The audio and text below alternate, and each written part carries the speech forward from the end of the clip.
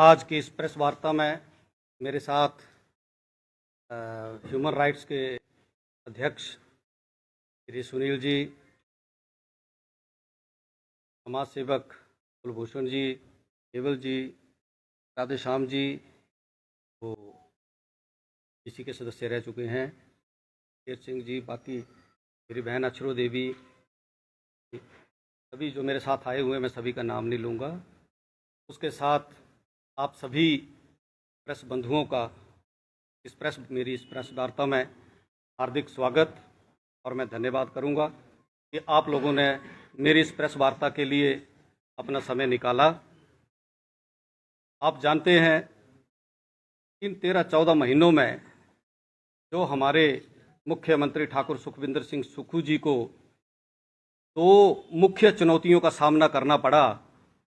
जिन मुख्य चुनौतियों का सामना उन्होंने जिस सूझबूझ से, हिम्मत से और हौसले से किया, उसकी तारीफ और उसकी प्रशंसा अति अनिवार्य है।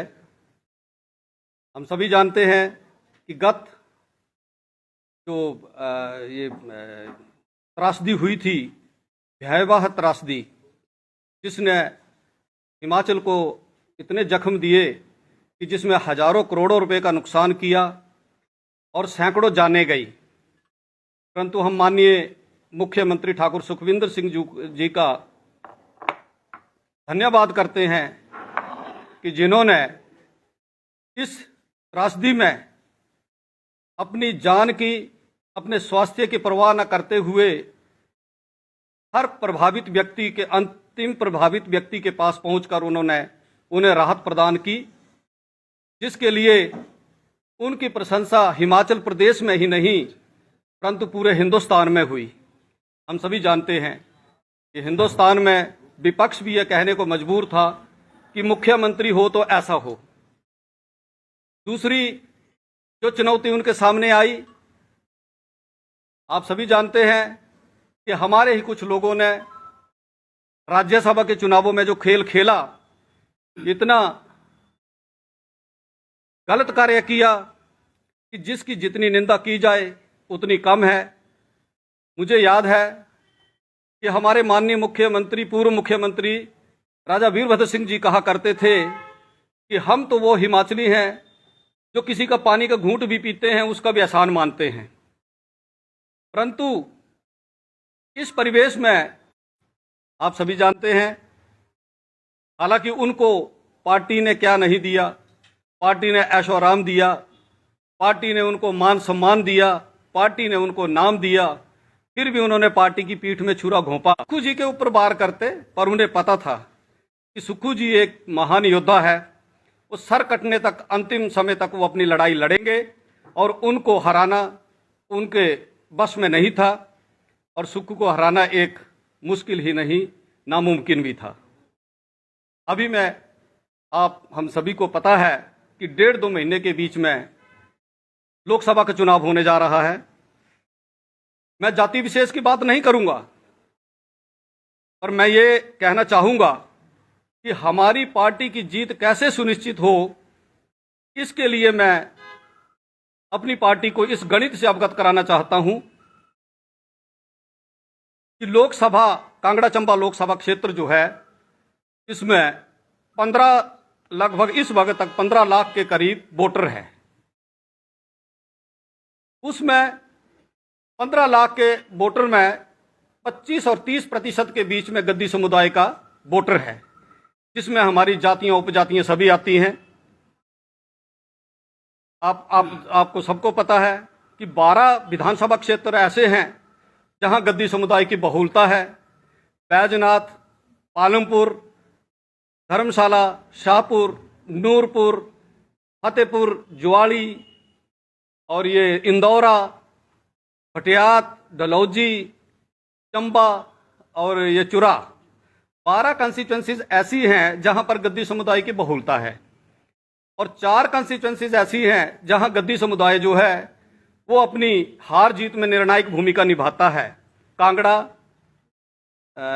ये नगरोटा बंगवा, जयसिंहपुर और ये तुड़ा और एक विधानसभा क्षेत्र ऐसा है जहां वो 1000-1500 की 1500 वोटर के उससे अपनी उपस्थिति जो है वो दर्ज कराता है।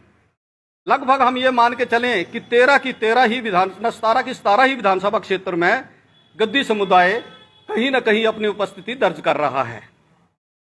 भाजपा ने इसकी बहुलता को देखते हुए कारपोरेशन में, निगमों बोर्डों में, विधानसभा में और पार्लियामेंट में टिकट देकर इस समुदाय को अपनी ओर आकर्षित करने का प्रयास किया, जिसमें वो सफल भी हुई। हम सभी जानते हैं 80 से 90% तक जो वोटर है वो आज भाजपा से जुड़ा हुआ, इसके कारण यही है।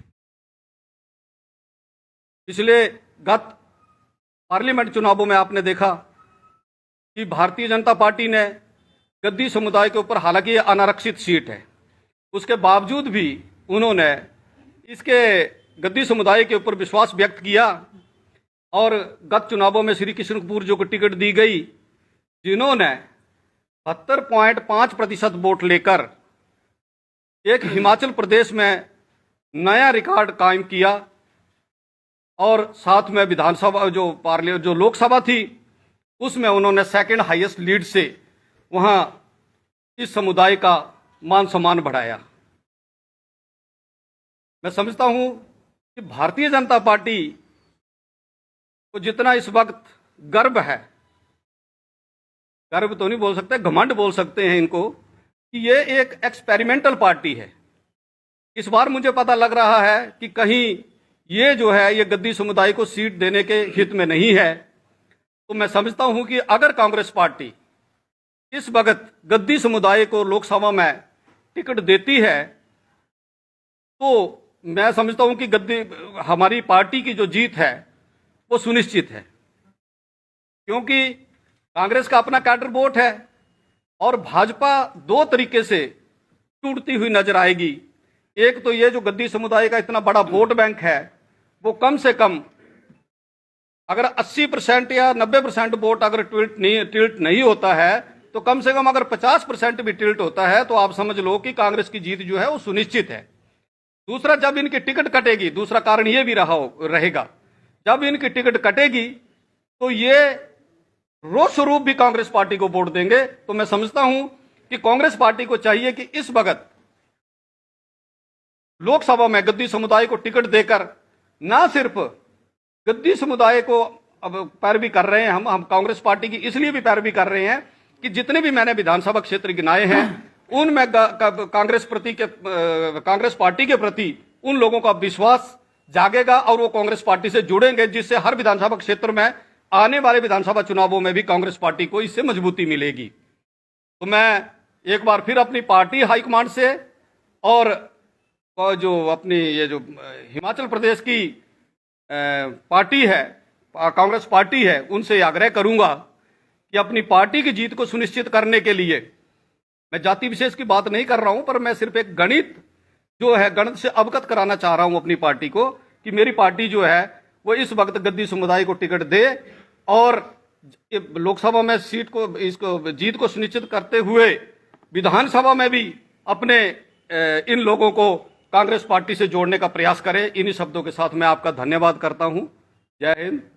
जो मुझसे आपने सवाल करने हैं तो मैं हाजिर हूं।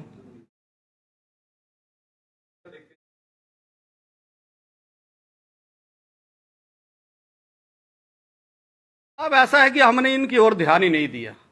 हम अपनी मजबूती के लिए काम कर रहे हैं। हमारी सरकार स्थिर है। ठाकुर सुखविंदर सिंह सुक्खू जी ने अपनी सरकार को स्थिर किया हुआ है, सुरक्षित किया हुआ है। हम इनके बारे में अब सोचना ही बंद कर दिया। हमने इनका पन्ना ही बंद कर दिया है।